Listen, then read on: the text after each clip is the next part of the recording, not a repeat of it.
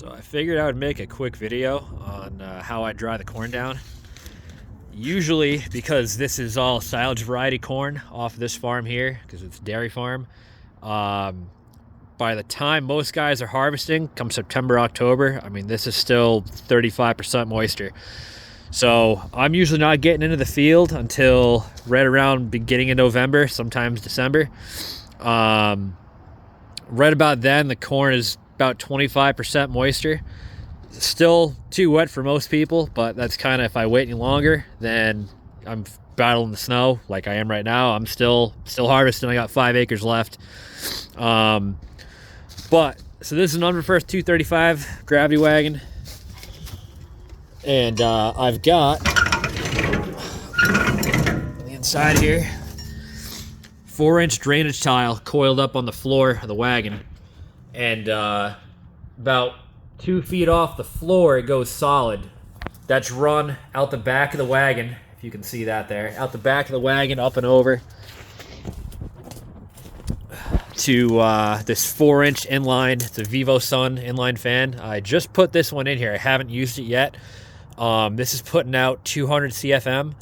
The one I had before was like 140. It was a CanFans S400, I think it was.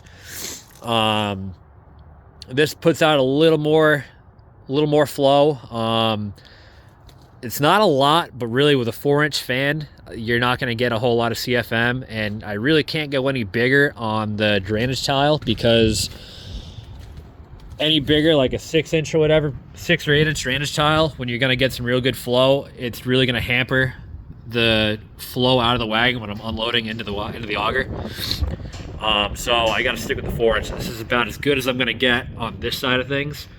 Also, what I run, I have one in here right now. I usually run 2.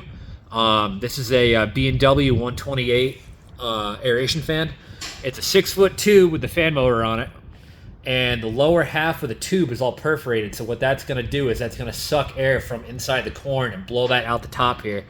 Usually I'll have this pointed out. There's like a gap in the tarp there where the drainage tile goes up and over the back.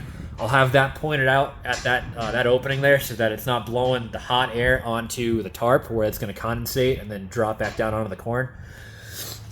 So usually I run 2 of those, and then from there that'll knock the moisture content down.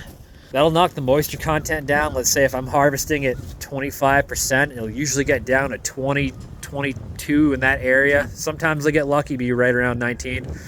But from there, what I will do is fire the auger up, and I pull one of these panels. It's just corrugated tin roof off of this green wagon here. I'll pull one of those panels off, and I'll auger it from there into the green wagon here to kind of agitate the corn, and then I'll take the 2 B&W dryers and I'll stick them in here.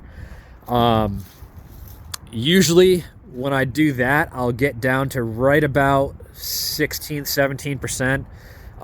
It's still not 15, which is where you want it to be dry, but it's enough to where it's cold enough up here in Rhode Island that it's not going to spoil.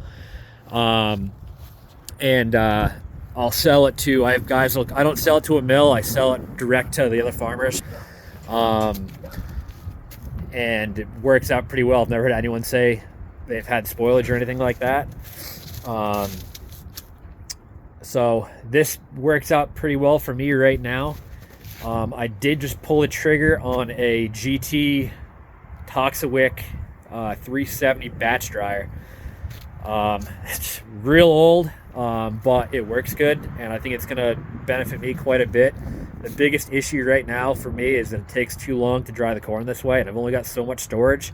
So by the time I sell out of a wagon load, it's, you know, I'm lucky in the way that there's not a lot of guys selling corn in this area privately.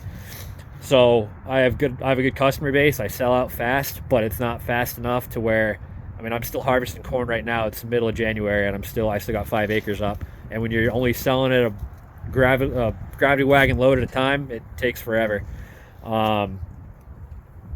In the future, I'd like to have a grain bin set up, and I'll be able to just load that up, and it'll go a lot faster. But yeah, back to that batch wagon, the batch dryer, I should say. That is going to that's going to speed things up quite a bit. continuous flow dryer would be nice, like a small farm fans or something like that. But the way that I'm set up right now, this farm is an hour away from my house. So, and it's not my farm. It's I've been working for them since I was 18, but I don't want to have a permanent setup here. So the batch dryer will allow me to move that from here to my house where I'll store it in Connecticut. It's an hour away. I just picked up 20 acres out there, so I'm going to grow my own corn. It'll be a grain variety, so it should dry down a lot faster than what this here is. So the plan is I'll be able to run that batch dryer up there. I can get all that stored up there, and then this corn here that I harvest, like I said, it's a dairy farm, but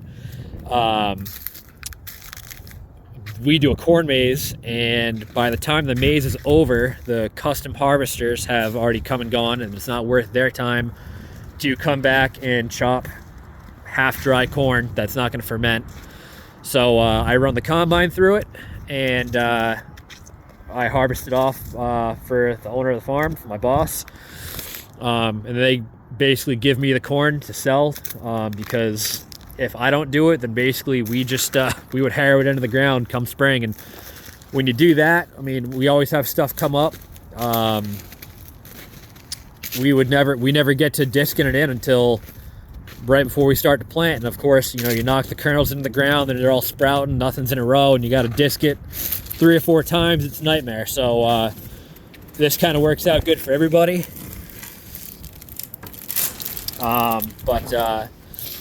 So at least with that batch dryer, I'm not stuck in one spot. I can move it from my setup at home down to here, so that's going to work out pretty well for me.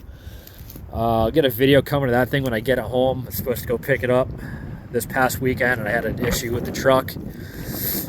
Friggin' DPF, or not DPF, sorry, DEF issues. So that's why I got a little reliable out here. Usually this thing is parked till spring, but needed the truck to work on the combine. So, but that's it. That's the poor man's way of drying corn down. So hope you like it.